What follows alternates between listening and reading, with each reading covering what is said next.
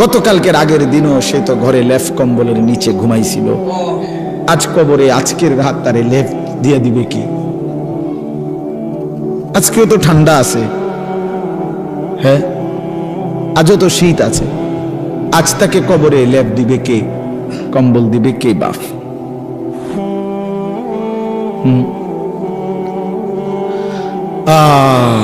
এজন্য দোস্ত আমার, বন্ধু আমার, যত কিছুই আমরা স্বীকার করি আর না করি, গ্রহণ করি আর বর্জন করি, বুঝতে শিখি অথবা না বুঝি, ফাঁকিবাজি করি আর ছলছাতুরি করি, আমরা শেষ পর্যন্ত মৃত্যুকে আড়াল করা, মৃত্যুকে পাশ কাটিয়ে চলার কি সুযোগ আছে কি বাপ? তো এতটা চূড়ান্ত বাস্তবতা, এই নেতা আমার আমনেরে ভাল লাগে না, ঠিক আছে, আমি আমনেরে ছাড়াও হয়তো জিন্দিগি আরেকজনকে দিয়ে চালাই নিতে পারবো। আমার এই মেম্বার বাবুরে আমার বুঝে ধরছে না, হইতে পারে। এই চেয়ারম্যান আমার ভাল লাগছে না, হইতে পারে, আমি তারে সমর্থন করি না, এটা হতে পারে বাপ। আমি আমনের থেকে পাশ কাটাইয়া চলে গেলাম, আমনে আমার থেকে পাশ কাটাইয়া নয়সই করে চলে গেল, কিন্তু মৃত্যু থেকে আড়াল করার নিজেকে সুযোগ আছে তো? শেষ পর্যন্ত কোনো সুযোগ আছে কি?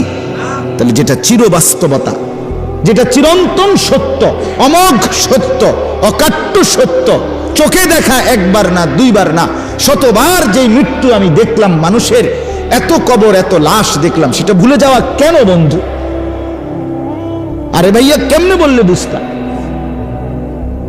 কিভাবে বললে বুঝতাম? একজন বড় আলেম ছিলেন, বুজুর্গ ছিলেন, আল্লামা ইবনুল জৌজি রহমতুল্লাহ আলাই। ওনার এক কিতাবে আমি পড়ছি, জাম্মুল হাওয়া, আরবি কিতাব, ওইখানে ভূমিকাতে আছে, উনি বলছে, হে আল্লাহর বান্দা, তোমাকে বুঝাইতে গিয়ে আমি পাহাড় থেকে নামতে নামতে মাটির নিচে নাইমা, অর্থাৎ তোমাকে বুঝাইবার জন্য আমি আমার সবটুকু চেষ্টা ব্যয় করছি। শুধু জ্ঞান গর্ভ পণ্ডিতি কথা, শুধু গভীর বিচক্ষণতা, অনেক সূক্ষ্মাতি সূক্ষ্ম তথ্য, এটা যদি আমি পেশ করতাম, অনেক গবেষণা, তাহলে এটা হয়তো এক ধরনের জিন্দিগি। কিন্তু আমি ব্যক্তিগতভাবে এটা চাই না। আমি চাই আমার এই উপস্থিত শ্রোতা, আমি দূরের কাউকে ধাক্কাও দেই না, অনির্দিষ্ট কাউকে খোঁচাও দেই না, আমার এই নজরের শ্রোতাগুলোকে, এরা 50 জন হোক আর 500 হোক, আমার চোখের সামনের এই নওজোয়ান বাবা ভাই, এদের কলিজার মধ্যে একটু হইলেও বিবেক নড়ানো, এর জন্য এক কথাকে যদি 10 বার না 100 বারও বলতে হয়, আমি বলতে চেষ্টা করি। এটা আমার একটা ফিকির, আমার ফিকির এটা। অতএব আজকেও এটাই বললাম, আমি, আপনারা আমার আপনজন, আপনারা আমার পরিচিত মানুষ, আমার অহরহ আসা যাওয়া আপনাদের কাছেই।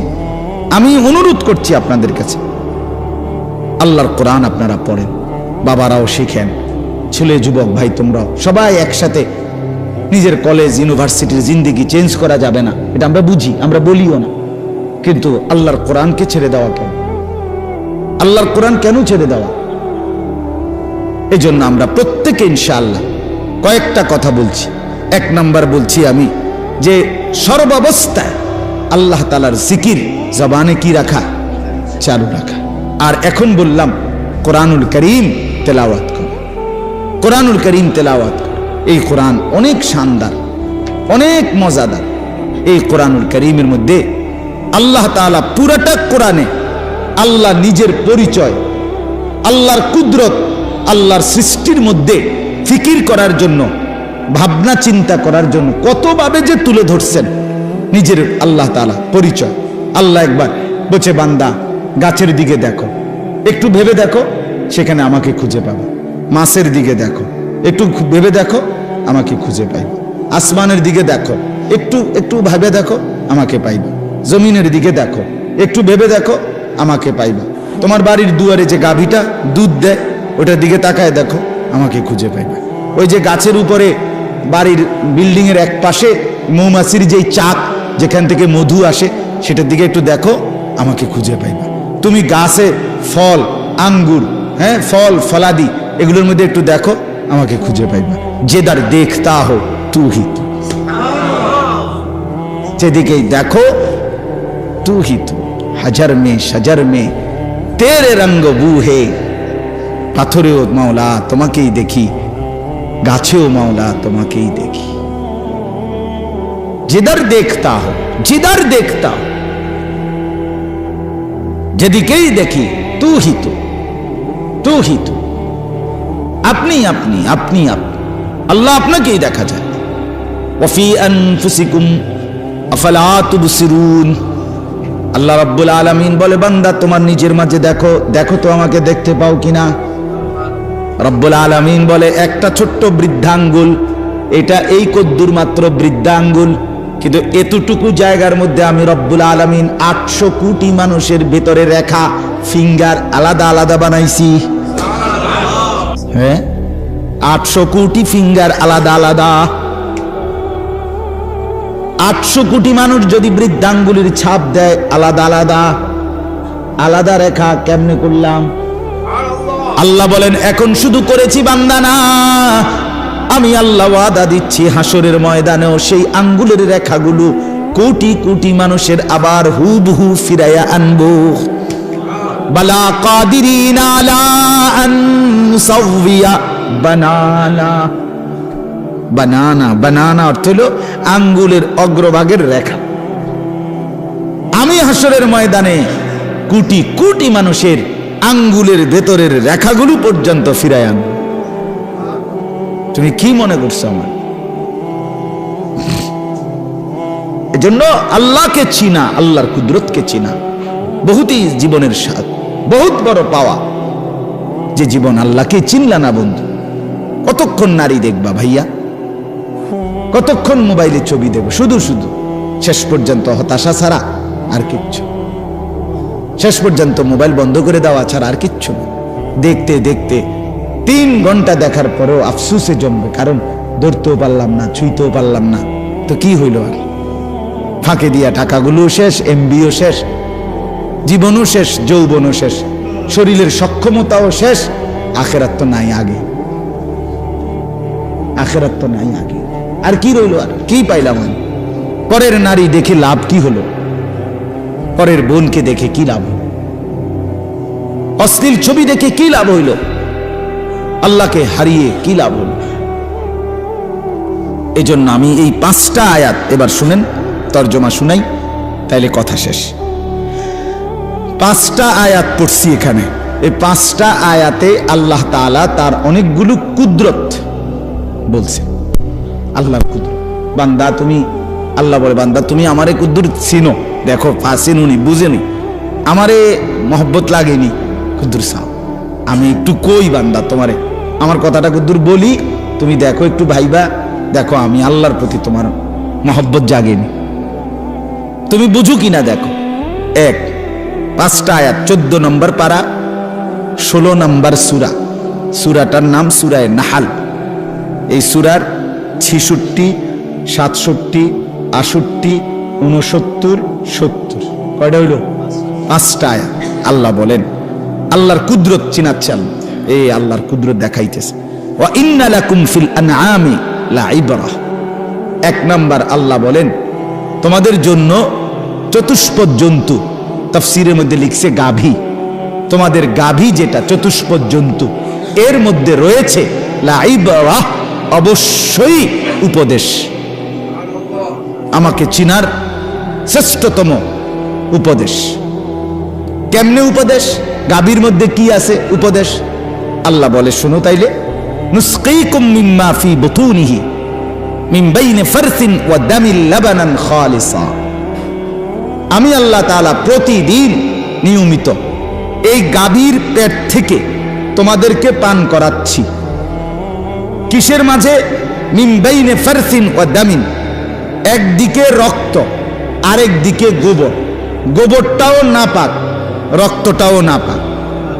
রক্তের রং ভিন্ন, গোবরের রং ভিন্ন। গাভীর গায়ের রং ভিন্ন, গাভীর রং কালো, রক্তের রং লাল, গোবরের রং ভিন্ন কালার। আবার গাভীর রং লাল, আবার গাভীর রং সাদা, আবার গাভীর রং কালো, বিভিন্ন কালার। তো আল্লাহ বলেন এই গোবরও নাপাক, এই রক্তও নাপাক। রক্ত লাগলে নাপাক হয়ে যাবে, গোবর লাগলে নাপাক হয়ে যাবে। রক্ত এবং গোবরের মাঝখান থেকে প্রতিদিন আমি আল্লাহ তাআলা সাদা পবিত্র দুধ তোমাদেরকে পান করাচ্ছি। লাবানান খালিসা, খালিসা মানে বিশুদ্ধ দুধ, পবিত্র দুধ, পবিত্র। এক ফোঁটা রক্ত মিশলে না পাক, এক ফোঁটা গোবর মিশলে। অথচ আপনি যেই কোনো চিকিৎসা বিজ্ঞানের গবেষকদের কথা এটা, যে গাভী যা খায় তা পাকস্থলিতে জমা হয়, পাকস্থলিতে জমা হওয়ার পরে আল্লাহর কুদরতের ভিতরে তিনটা অংশ হয়। একবারে নিচে গোবরটা চলে যায়, একবারে উপরে রক্ত হয়, আর মাঝখান দিয়া দুধ হয়। আলাদা কোনো বাউন্ডারিও নাই, সাইড ওয়ালও নাই, টিনের বেড়াও নাই, মাটির বেড়াও নাই। এরপরে আপনার কি কয় প্লাস্টিকের বোর্ডও নাই, কিচ্ছু নাই। নিচেরটা হলো গোবর, উপরেরটা হলো রক্ত, মাঝখানেরটা হলো দুধ। নিচেরটাও নাপাক, উপরেরটাও নাপাক। দুইটা নাপাকের মাঝখানে থাইকা এটা 1 সেকেন্ডের জন্য পাকটা নাপাক হয় না। আল্লাহ বলে ঠিক টাইম মতে আমি আল্লাহ মাঝের দুধ স্তনে পৌঁছায় দেই, রক্ত সারা দেহে পৌঁছায় দেই, গোবর তার বের হওয়ার রাস্তায় পৌঁছায় দেই। নুসকিকুম মিম্মা ফি বুতুনিহি মিন বাইনি ফারসিন ওয়া দামিন, বাইনে ফারসিন ওয়া দামিন, গোবর এবং রক্তের মাঝখানে। তার মানে নিচে গোবর, উপরে রক্ত, মাঝখানে কি? লাবানান খালিসা সাইগাল লিশারিবিন। রব্বুল আলামিন বলে সেই দুধ কেমন? আল্লাহ বলেন একে তো বললাম বিশুদ্ধ পবিত্র খাঁটি দুধ, আবার বললাম সাইগাল লিশারিবিন। এই পৃথিবীতে যত পানকারী যত কিছু পান করে তার মধ্যে সর্বশ্রেষ্ঠ, সর্বোৎকৃষ্ট, সবচেয়ে উত্তম পানীয় হলো এই দুধ। সাইগাল লিশারিবিন অর্থ হলো পানকারীদের জন্য সবচেয়ে উপাদেয়, সবচেয়ে উৎকৃষ্ট, সবচেয়ে উত্তম। একটা মজার কথা কই, শুনবেন নি? হ্যাঁ শুনবেন? আগের গুলো মজা ছিল না? মাশাআল্লাহ, মালিকের সব কথা শুনবেন, মালিকের সব কথা শুনবেন। তো এটা মজার কথা হইল, আমাদের প্রিয় নবী সাল্লাল্লাহু আলাইহি ওয়াসাল্লাম যেই কোনো খাবার পানীয় পান করিলে, বক্ষণ করিলে নবীজি দোয়া পড়তেন, আল্লাহুম্মা বারিক লানা ফীহি আতইমনা খায়রাম মিনহু। এটা হলো স্বাভাবিক দোয়া। আল্লাহ এই খাবারে বরকত দেন, আর এর চাইতে উত্তম খানা আমাকে খাওয়ান, আমাদের। আতইমনা খায়রাম মিনহু, এটা যে কোনো খাবারের বেলায়, যে কোনো পানীয়ের বেলায় নবীজি এটা পড়তেন। একমাত্র একটা জিনিস পানীয়, সেটার নাম হলো দুধ। রাসূলুল্লাহ এই দুধ পান করিলে নবী এই দোয়া পড়তেন না। আল্লাহু আকবার, এইটা কইতেন না কোনো। এখানে বলতেন কি? এখানে এসে বলতেন আল্লাহুম্মা বারিক লানা ফীহি ওয়া জিদনা মিনহু। আল্লাহ এই দুধে বরকত দেন, এটার মধ্যে যেটা খাওয়াইলেন এতে বরকত দেন, আর এইটাই আরো বাড়ায়া দেন। মানে এখানে এসে কথা বলতেন না যে এর চাইতে উত্তম কি দেন, মানে দুধ। সাইগাল লিশারিবিন, পানকারীদের জন্য আল্লাহর জমিনে জান্নাতের আগে এখানে এর চাইতে উত্তম কোনো পানীয় খাবার নাই। এজন্য সবগুলোর ব্যাপারে বলতেন আতইমনা খায়রাম মিনহু, এত উত্তমটা খাওয়ান। আপেল খাওয়াইছেন আল্লাহ, এত বালাটা খাওয়ান। কমলা খাওয়াইছেন আল্লাহ, এত বালাটা খাওয়ান। ড্রাগন ফল খাওয়াইছেন আল্লাহ, এত বালাটা খাওয়ান। সিরিজ ছাড়াটা, সিরিজ দিয়ে বলে কিতা দেয় ইঞ্জেকশন, হেসা কয় না মিশা কয়, আল্লাহ কইতে। কেউ কয় হুজুর আপনার ব্যবসাটা মাধ্যমের লেগে কয়, কেউ কয় মিথ্যা কথা। যা ভাই, যাই হোক। তো কিন্তু রাসূলুল্লাহ এখানে এসে বলতেন দুধের ব্যাপারে এর চাইতে উত্তম কিছু বলতেন না, বরং জিদনা মিনহু, এটা আরো খাওয়া, আরো বাড়া, আরো বাড়া। আরেকটা মজার কথা কই, আরো একটা মজার কথা আছে। সেটা হইল যে ব্যক্তি স্বপ্নে দেখে সে দুধ পান করছে, আল্লাহ তাআলা তাকে কোরআন সুন্নাহর ইলম দান করেন। এটা স্বপ্নের কাজ।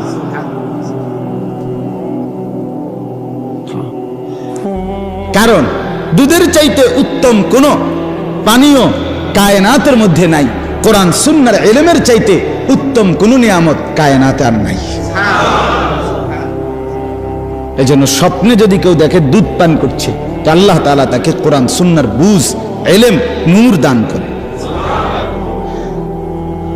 ইলমের চাইতে দামি কিছু নাই, দুধের চাইতে দামি কোনো পানীয় নাই। আরো অনেক কথা, কিন্তু আমি আরো একখানে মাহফিল আছে, আমার যাইতে হবে। ফুলগড় ওইদিকে আমার মাহফিল আছে। আমি মূলত মাগরিব বাদ বয়ান করার কথা কইলাম না, আমি আসতে দেরি হয়েছে। এরপর আসেন, এই একটা কুদরত। 2 নাম্বার, অমিন সামারাতিন নাখিল ওয়াল আ'নাব তাত্তাখিজুনা মিনহু সাকারান ওয়া রিজকান হাসানা। আল্লাহ বলেন, আমার দ্বিতীয় আরো কুদরত শোনো বান্দা, আমি রব্বুল আলামিন খেজুর গাছের ফল মানে খেজুর, ওয়াল আ'নাব এবং আঙ্গুর, এর মধ্য থেকেও তোমাদেরকে প্রতিনিয়ত আমার কুদরত দেখাচ্ছি। কি? তাত্তাখিজুনা মিনহু সাকারান ওয়া রিজকান হাসানা। এই খেজুর এবং আঙ্গুরের মাধ্যমে তোমাদের শরীরের মধ্যে উপাদেয় যেই নেশা, অর্থাৎ যেটার দ্বারা তোমার শরীরে স্বতঃস্ফূর্ততা আসবে, বীরত্ব আসবে, হিম্মত আসবে, সাহসিকতা আসবে, কর্মের উদ্দীপনা আসবে, সেটা আমি এই খেজুর এবং আঙ্গুরের মাধ্যমে তৈরি করে থাকি। আবার ওয়ারিসকান হাসানা, শুধু শক্তিমত্তা না, বরং এটা রিজিক হিসাবেও সর্বোত্তম উত্তম একটা রিজিক। খেজুর অসাধারণ, আঙ্গুর অসাধারণ। ইন্না ফি যালিকা লাআয়াতাল লিকাউমিন ইয়াকিলুন। আল্লাহ বলে, উপরের গাভী, দুধ আর এখানের খেজুর আর আঙ্গুর, এই সবটার মধ্যেই আকলওয়ালাদের জন্য নিদর্শন আছে। ব্যাককলের জন্য নাই, ব্যাককলে খায় আর বিড়ি খায়, বুঝেন না? আঙ্গুরও খায়, বিড়িও খায়। হ্যাঁ, ব্যাককল যে খেজুরও খায়, গাল্লায়ও, বুঝেন না কথাটা? দুধও খায়, চাও খায়, বনও খায়, বিড়িও খায়, টেলিভিশনে মানুষের বেডিও চায়। অপদার্থ যে কিছুই চেনে না, কিছুই বোঝে না। আল্লাহ তাআলা বলে, যার আকল আছে, যার দিমাগ আছে, সে এখান থেকে নিদর্শন পায় যে হায়, আমার মালিক আমাকে দুধ পান করাইছে, আমার মালিক এমন সুন্দর খেজুর, এমন উত্তম ফল আমাকে দিয়েছেন, আমি কেন মালিকের শুকর করব? আজকের থেকে করব ইনশাআল্লাহ। এরপর আল্লাহ বলেন, ওয়া আওহা রাব্বুকা ইলান নাহল। এটার অনেক লম্বা ব্যাখ্যা, বাকি আমি শুধু তরজমা আজকে বলি। আসলে এটা খুব মজাদার, এই মৌমাছির কথাটা, এটা বিস্তারিত বুঝাইতে পারলে খুব সুন্দর, খুব সুন্দর। আমি এই বয়ান আল্লাহর দয়া সিলেট কিছুদিন আগে এই বয়ান করছিলাম, এই আয়াতটা মৌমাছির বৈশিষ্ট্য গুণাগুণ তাফসীর থেকে। ওইখানকার এক বড় প্রফেসর, ইংরেজি শিক্ষিত মানুষ, উনি এই কান্দা কাঁদছে। উনি বলছে, হুজুর, আমি আল্লাহ পাক যে এত কথা কইছে এখানে, আমি তো এই কথা জানতামই না। আপনি আরো অনেক কিছু জানতেন না, আপনি লগে থাকেন আমার। আরো বহুত মজার মজার কথা আছে কোরআনে, আমরা জানি না। আওহা রাব্বুকা ইলান নাহল।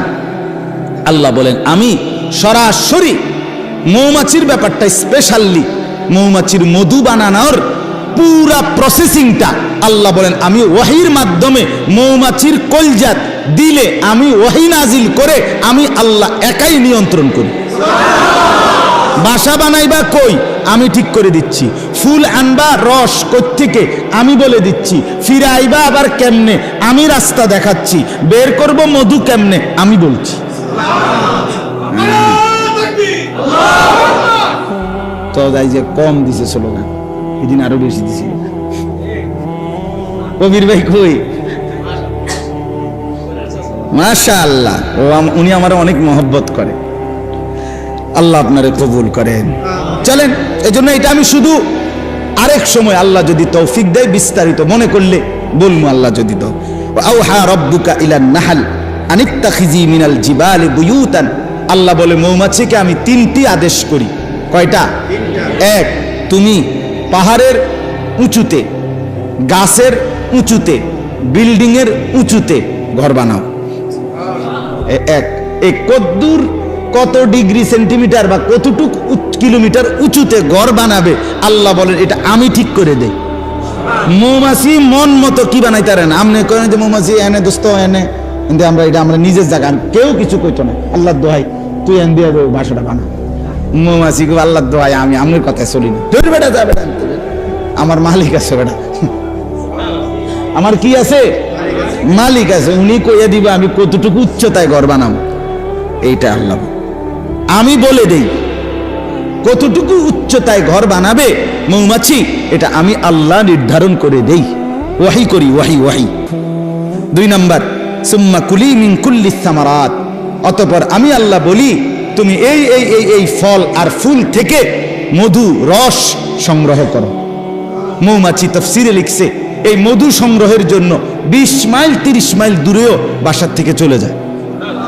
আল্লাহ বলেন এই হলো 2 নাম্বার, আমি বলছি যাও এন থেকে সিটাঙের আগে ফাইবা ফেনি হেনতে যাও। এরপরে মৌমাছি গেছে গা শ্রীকাল থেকে ফেনি।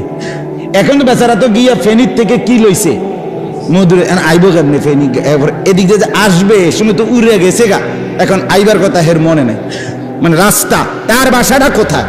রব্বুল আলামিন বলে কোনো সমস্যা নাই, ঠিক আমার দেখানো রাস্তায় নিজ বাসায় ফিরে আসো। ফাসলুকি সুবুলা রাব্বিকা দুলুলা, কোনো বাধা ছাড়া ভয় ছাড়া একেবারে খোলাখুলি উন্মুক্ত ভাবে আমার দেখানো রাস্তায় তুমি ফিরে আসো। আল্লাহ বলেন এই 3টা কাজ করলাম আমি, বাসা নির্ধারণ করে দিলাম, ফল ফুল যেখান থেকে রস নিবে ঠিক করে দিলাম, আবার নিজ বাসায় আমি আল্লাহ মৌমাছিকে ফিরিয়ে আনলাম। এবার মৌমাছি তার রস রাখলো ঘরে চাকের ভিতরে, এবার আমি কি করছি, ইয়াখরুজু মিন বুতুনিহা, আমি মৌমাছির পেট থেকে বের করছি শারাবুম মুখতালিফুন আলওয়ানুহু। রব্বুল আলামিন বলে বান্দা মনে কি ছিল কিনা, একটু আগে আমি বলছিলাম গাভীর পেটে গাভী যত কালারেরই হোক দুধ বাইর করি এক কালার, কিন্তু এইবার বলছি আমি আল্লাহ মৌমাছির পেট থেকে বাইর করি ভিন্ন ভিন্ন কালার। মুখতালিফুন আলওয়ান, আমি আল্লাহ। মজাটা কি বেটা, হাট্টিমাটিমের মধ্যেই মজা পাইবে কই, কি ফইরা ফলাইনে মজা পাইয়া লাইছে। হুজুররা জানে কি, তুমি জানো কি মিয়া, হেডা কও মিয়া, তুমি ঠিক মতো মুততে পারো না মিয়া, কেমনে পেশাব করে বেটা হেটাই কইতে পারো না বেটা, এখনো যে পেশাব করে টয়লেট পেপার নিতে হয় এটাই জানো না বেটা। আফসোস ছাড়ার কিচ্ছু না বেটা, আফসোস ছাড়ার কিছু। কোরআন পড়ে দেখো, মালিক কলিজা খুলে দেবে, চোখ খুলে দেবে, গোটা পৃথিবী আলোকিত করে দেবে। ইয়াখরুজু মিন বুতুনিহা শারাবুম মুখতালিফুন আলওয়ানুহু, আল্লাহ তাআলা বলেন আমি ভিন্ন ভিন্ন, আমার ঘরে এই মুহূর্তে 3 কালারের মধু আছে। মুখতালিফুন আলওয়ান, অঞ্চল ভেদে, ঋতু ভেদে, ফল ফুলের রং ভেদে মধুর কালার কি হয় ভিন্ন। আল্লাহ বলেন আমি বিচিত্র কালারের মধু এই মৌমাছির পেট থেকে বের করে আনি। এবার যদি বলেন রব্বুল আলামিন এত উঁচু ঠিক করে দিলেন, কোনখান থেকে ফল ফুল আনবে রস আনবে ঠিক করে দিলেন, রাস্তা আপনি দেখায় দিলেন, নিজে আপনি ভিন্ন ভিন্ন কালারের মধু বের করলেন, এতটা কষ্ট কেন করলেন? রব্বুল আলামিন বলেন ফিহি শিফাউল লিন্নাস, এই মধুর মধ্যে আমার কোটি কোটি বান্দার রোগের ঔষধ রয়েছে। এই জন্য হোমিওপ্যাথিক বলেন, এই যে এলোপ্যাথিকও আছে হোমিওপ্যাথিকও আছে, এলোপ্যাথিক হলো নাজমুল আর হোমিওপ্যাথিক কি নাম? খলিল ভাই। কিরে নাজমুল, একেবারে ঠিক টাইম মতো আইয়া লেছে, তুমি ওষুধও মিলছে, এই তো আইছে আমার ছাত্র। ফিহি শিফাউল লিন্নাস, সমস্ত চিকিৎসা বিজ্ঞানে এলোপ্যাথিক বলেন, হোমিওপ্যাথিক বলেন, আয়ুর্বেদিক বলেন আর ইউনানি বলেন, মধু একটি অনিবার্য কি অংশ। শিফা, ফিহি শিফাউল লিন্নাস, আল্লাহ বলেন এর মধ্যে আমার মানুষের জন্য আমি আল্লাহ তাআলা অগণিত রোগের ঔষধ রেখে দিয়েছি। খাবার হিসাবে শরাব পান করার জন্য চমৎকার, শরীরের পুষ্টির হৃষ্টপুষ্টতার জন্য দরকার, আবার এমনিতে রোগের চিকিৎসা হিসাবে দারুণ ঔষধ। ইন্না ফি যালিকা লাআয়াতাল লিকাউমিন ইয়াতাফাক্কারুন, আবারও বলছে যার মধ্যে বিবেক আছে, ফিকির আছে, তার জন্য এর মধ্যে নিদর্শন রয়েছে। আর যার নাই, যার বিবেক নাই, ফিকির নাই, তার কাছে শুধুই মধু। ইমানদারের কাছে মধুর ভিতরে তার আল্লাহ। ইমানদারের জন্য তার দুধের ভিতরে কে? আল্লাহ। সর্বশেষ কথা হলো, এরপরে আল্লাহ বলেন আল্লাহু খালাকাকুম, আমি না তোমাদেরকে সৃষ্টি করেছি। সুম্মা ইয়াতাওয়াফাকুম, আমি না তোমাদেরকে আমি আবার মৃত্যু দেব। সুবহান। ওয়ামিনকুম মান ইউরাদ্দু ইলা আরযালিল উমর লিকাই লা ইয়ালামা বা'দা ইলমিন শাইআ। আল্লাহ তাআলা বলে, আমি তোমাদের মধ্যে কিছু মানুষকে বয়সকালে পৌঁছাইতে পৌঁছাইতে একদম জীর্ণ বয়স্ক বুড়া বানায়া ফেলবো, ওই পর্যায়ে নিয়া, যে পর্যায়ে গেলে এত বুড়া হইছে আর পিছনে কি কি জানতো, জীবনের স্মৃতি কথাগুলো কিচ্ছু আর মনে থাকবে না। আল্লাহ বলেন, আমি মানুষকে পৌঁছতে পৌঁছতে কাউকে এই পর্যন্ত নেই, আর কাউকে এর আগেই মৃত্যু দিয়ে। কেউ বুড়া হইতে হইতে 90 বছর পরে, 100 বছর পরে, 110 বছর পরে কিছুই আর বলতে পারে না, কিছুই বলতে পারে, স্মৃতিশক্তি থাকে না। আমার আব্বাকেও তো দেখছি, আব্বা তেমন কেউরে চিনত না শেষ দিকে আসে, শেষ দিকে। তো লিকাই লা ইয়ালামা বা'দা ইলমিন শাইআ। আল্লাহ বলেন যে আমি ছোট্ট কোলের বাচ্চা বানাইছিলাম, সে আমি এরকম জীর্ণ শীর্ণ বৃদ্ধ বানাইলাম। আমি আল্লাহ তাআলা জীবন দিলাম, আমি মৃত্যু দিলাম। ইন্নাল্লাহা আলিমুন কাদির। এবার বুঝে নাও বান্দা, শেষ কথা এটাই বুঝো, আমি সব জানি, আমি সব ক্ষমতা রাখি। সব ক্ষমতা কার? সব ইলম কার? এজন্য আল্লাহকে কেন ছেড়ে দাও? দোস্ত আমার, বন্ধু আমার, ঘুরে ফিরে এটাই কথা। আল্লাহর কুদরত চিনে আল্লাহকে চিনা, আল্লাহকে সেজদা করা, আল্লাহর বন্দিগি করা, আল্লাহকে স্মরণ করা। এজন্য আমরা প্রত্যেকেই 5 ওয়াক্ত নামাজ পড়ার চেষ্টা করি, আল্লাহ তাআলার জিকির করবেন এবং হালাল উপার্জন করার চেষ্টা করেন। যুবক ভাই যে কয়জন তোমরা, দোস্ত আমার, বন্ধু আমার, মোবাইলকে শুধুই প্রয়োজনে ব্যবহার করো, প্রয়োজনটুকুতেই ব্যবহার করো। অপ্রয়োজনে নাচ গান, ছবি, অসভ্য দৃশ্য, জিনা, ব্যভিচার, দিন রাত এভাবে নষ্ট হয়ে যেও না, নিজেকে নষ্ট না করা। আল্লাহ আমাদেরকে তৌফিক দান করেন। ওই আমার আরেক ছাত্র আছে রবি, আর একটু পরে আইতা, কত ছেলে আমার, মাশাআল্লাহ। আল্লাহ তাআলা আজকের এই মজলিসে বরকত দান করেন। সব যুবক ভাই, মুরব্বী, বাবা, চাচা, আল্লাহ আমাদের প্রত্যেককে নামাজি হিসাবে কবুল করেন। আমরা যেন আল্লাহকেই চিনি, আল্লাহকেই ভালোবাসি, রাসূলুল্লাহ সাল্লাল্লাহু আলাইহি সাল্লামের সুন্নাত মোতাবেক যেন চলতে পারি। আলহামদুলিল্লাহি রাব্বিল আলামিন। আল্লাহুম্মা আনতাস সালাম ওয়া মিনকাস সালাম, তাবারাকতা ইয়া দাল জালালি ওয়াল ইকরাম, ইয়া আরহামার রাহিমিন, ইয়া আরহামার রাহিমিন, ইয়া আরহামার রাহিমিন। রব্বানা যালামনা আনফুসানা ওয়া ইল্লাম তাগফির লানা ওয়া তারহামনা লানাকুনান্না মিনাল খাসিরিন। রব্বানা আতিনা ফিদ দুনিয়া হাসানা ওয়া ফিল আখিরাতি হাসানা ওয়া কিনা আযাবান নার। মাওলাই করিম আপনি মাফ করে দেন, মাওলাই করিম আপনি মাফ করে দেন, মাওলাই করিম আপনি মাফ করে দেন, রব্বে করিম আপনি মাফ করে দেন। জীবনটা সুন্দর করে দেন, আখলাক সুন্দর করে দেন, আগামী জীবন ঈমান আমলের দৌলত দান করেন, আপনাকে চিনবার তৌফিক দান করেন, আপনাকে যেন ভুলে না যাই, প্রিয় নবী সাল্লাল্লাহু আলাইহি ওয়াসাল্লামকে যেন ভুলে না যাই। আল্লাহ জীবনটা সুন্নাত মোতাবেক কাটাবার তৌফিক দান করেন, জবানে আপনার জিকির জারি করে দেন, কপাল সেজদাওয়ালা বানিয়ে দেন, চোখ কাঁদনেওয়ালা বানিয়ে দেন, দিল মোহব্বতওয়ালা বানিয়ে দেন, জীবনটা বন্দিগিওয়ালা বানিয়ে দেন। সমস্ত কবরবাসীদেরকে মাফ করে দেন, কিয়ামত পর্যন্ত কবরের আযাব মাফ করে দেন। আল্লাহ আপনি জীবনটা সুন্দর করে দেন, অসুস্থ বিমারি যারা শিফা করে দেন, কামাই রুজিতে হালাল বরকত দান করেন। আল্লাহ আমার যুবক ভাইগুলোকে নামাজি বানিয়ে দেন, চরিত্রবান বানিয়ে দেন, মোবাইলের আসক্তি থেকে বাঁচান, নারীর আসক্তি থেকে বাঁচান, মদ জুয়ার আসক্তি থেকে বাঁচান, খারাপি থেকে বাঁচান। কলিজার মধ্যে আপনার ভালোবাসা দেন, বন্ধুর ভালোবাসা দেন, আখিরাতের ভালোবাসা দেন, নবী সাল্লাল্লাহু আলাইহি সাল্লামের মহব্বত দান করেন। আজকের এই মজলিস আপনি কবুল করে নেন, আগামী দিনেও এমন মজলিস মাঝে মাঝে চালু রাখবার তৌফিক দান করেন। রব্বির হামহুমা কামা রব্বায়ানি সগীরা। আয় আল্লাহ সকলকে কবুল আর মনসুর করেন, প্রত্যেকের নেক মাকসাদ পূরণ করে দেন, বিবি বাচ্চাদেরকে নেক জিন্দেগি দান করেন, মা বোনদেরকে পর্দা পুশিদা দান করেন। আল্লাহ আপনি কবুল আর মনসুর করেন। সুবহান রাব্বিকা রব্বিল ইজ্জাতি আম্মা ইয়াসিফুন ওয়া সালামুন আলাল মুরসালিন ওয়ালহামদুলিল্লাহি রাব্বিল আলামিন। একটা ছোট মাসের দ্বিতীয় শনিবার আমার যেই মাদ্রাসা কুমিল্লা ক্যান্টনমেন্ট ময়নামতি সাহেবের বাজার, ওইখানে মাসিক ইসলাহি মাহফিল হয়।